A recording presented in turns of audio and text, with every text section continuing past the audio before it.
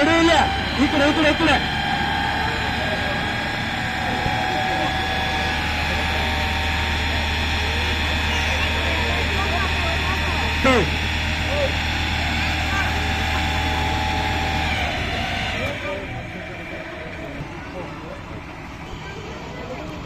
ಯಾವುದೇ ರೀತಿ ಏನೂ ಆಗಲ್ಲ ರೀ, ಸೈಡ್ ಇಫೆಕ್ಟ್. ಈಗ ಅವಾಲ್ವಿಂಗ್ ಗೇಟ್ ಅಂತ ಇದು ಉಗ್ರಾಣದಲ್ಲಿ ಒಳಗೆ ಹೋಗಕ್ ಜಾಗ ಇಲ್ದಾಗ ಮೇಲ್ಗಡೆಯಿಂದ ತೂತು ತೆಗೆದು ಅದರಲ್ಲಿ ಇದನ್ನ ಹಾಕಿದಾಗ ಸುತ್ತೂ ಕಡೆ ಅದರಲ್ಲಿ ಒಟ್ಟು 9 ಇದೆ ರೀ ತೂತುಗಳು. ಅದರಿಂದ ನೀರು ಸರೌಂಡ್ ಆಗಿ ಸರ್ಕ್ಯುಲೇಟ್ ಆಗುತ್ತ, ಆ ಬೆಂಕಿ ಆರುತ್ತೆ.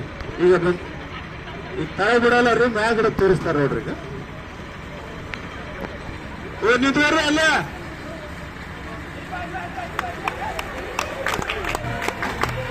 ಈ ತರ ರೊಟೇಟಿಂಗ್ ಆಗೋದ್ರಿಂದ ಒಳಗಡೆ ಇರ್ತಕ್ಕಂಥ ಬೆಂಕಿ ಆರತ್ರಿ.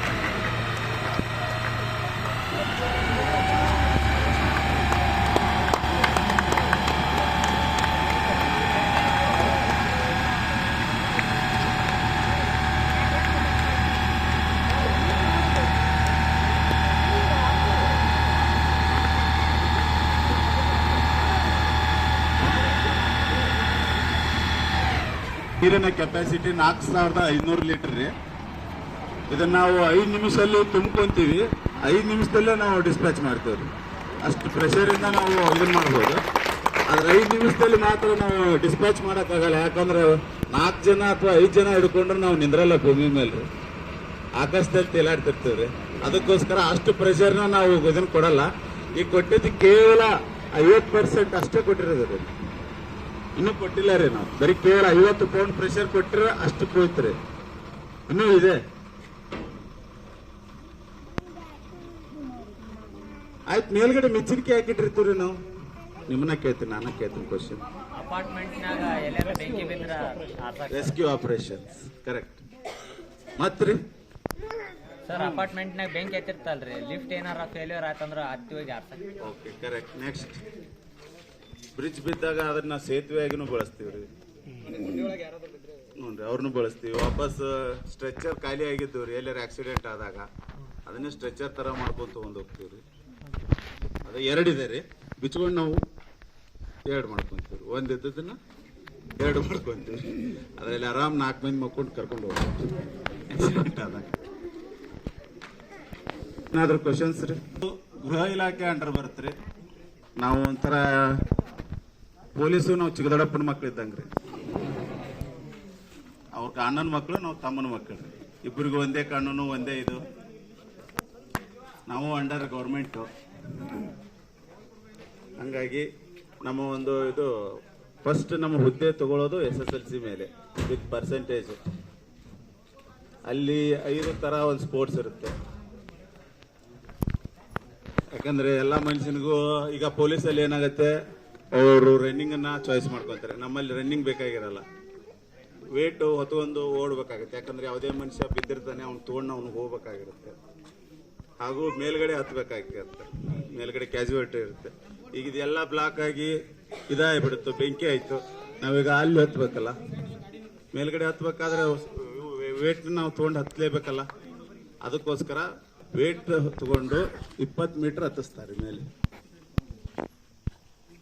ಸರ್ವಿಸ್ ರ್ಯಾಂಕ್ ಏನೇನಿದೆ ಸರ್? ಸರ್, ಸರ್ವಿಸ್ ರ್ಯಾಂಕ್ ಇದು sir same police PC, head constable, ASI, PSI, district officer, RF regional officer, chief officer, director.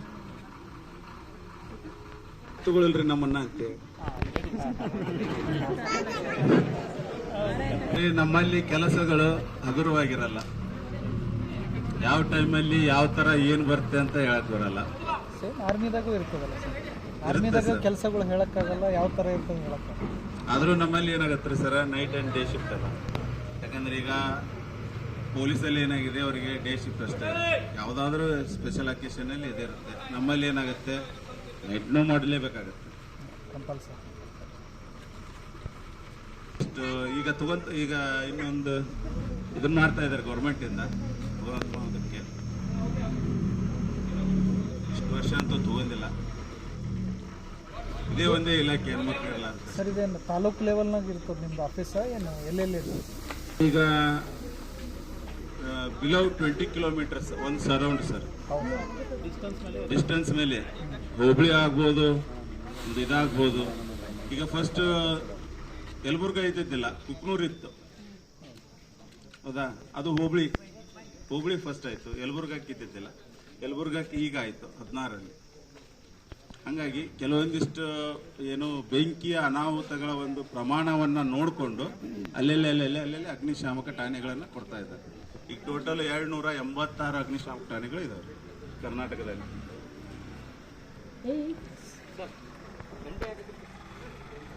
First 1976ರಲ್ಲಿ ಬೆಂಕಿ ಇವು ಫೈರ್ ಗಾಡಿ ಬಂದಾಗ ಊಟರು ಹಾಗೂ ಸೈರನ್ನು ಏನು ಇದ್ದಿದ್ದಲ್ಲ. ಆ ಟೈಮಲ್ಲಿ ಜನಗಳನ್ನ ಅಲರ್ಟ್ ಮಾಡಿ ಸರಿಸೋದಕ್ಕೆ ಗಂಟೆ ಹೊಡ್ಬೋದು, ಅಲಾರಾಮ್. ಯಾಕಂದ್ರೆ ಊಟರ ಅದಕ್ಕೆಲ್ಲ ಕೆಡಬೋದ್ರಿ, ಅದು ಕೆಡೋದಲ್ಲ. ಒಂದ್ ವೇಳೆ ಇದು ಮೆಕ್ಯಾನಿಕ್ಗಾಗಿ ಊಟರು ಇದು ವಾಪಸ್ಸು ಸೈರನ್ನು ಇವೆಲ್ಲವನ್ನು ವೈರ್ ಕಟ್ ಆದ್ರೆ ಮುಗೀತು. ಇದು ಆ ಥರ ಇಲ್ಲಲ್ಲ, ನಾವು ಯಾವಾಗ ಬೇಕಾದ್ರೂ ಬಳಸ್ಬೋದು. ಸರಿ ರೀ. ಸರ್ ನಿಮ್ಮ ಸರ್ವಿಸ್ ಅಲ್ಲಿ ಒಮ್ಮೆ ಆದ್ರೂ ಬಳಸಿರಾ ಸರ್ ಅದು? ಸರ್ ನಿಮ್ಮ ಈ ಸರ್ವಿಸ್ ಅಲ್ಲಿ ಒಮ್ಮೆ ಆದ್ರೂ ಬಳಸಿದಿರಾ? 18 ವರ್ಷ ಆಯ್ತು ಸರ್. ಬಳಸ್ತೀವ್ರಿ ಅಂತ ಇದೆ, ಅಂದ್ರೆ ಕರೆಕ್ಟ್ ಆಗಿದಾರೋ ಇಲ್ಲೋ ಅಂತ ಚೆಕ್ ಮಾಡೋದು. ಅವಾಗ ನಾವು ಸರ್ ಬರ್ರಿ ಸರ್.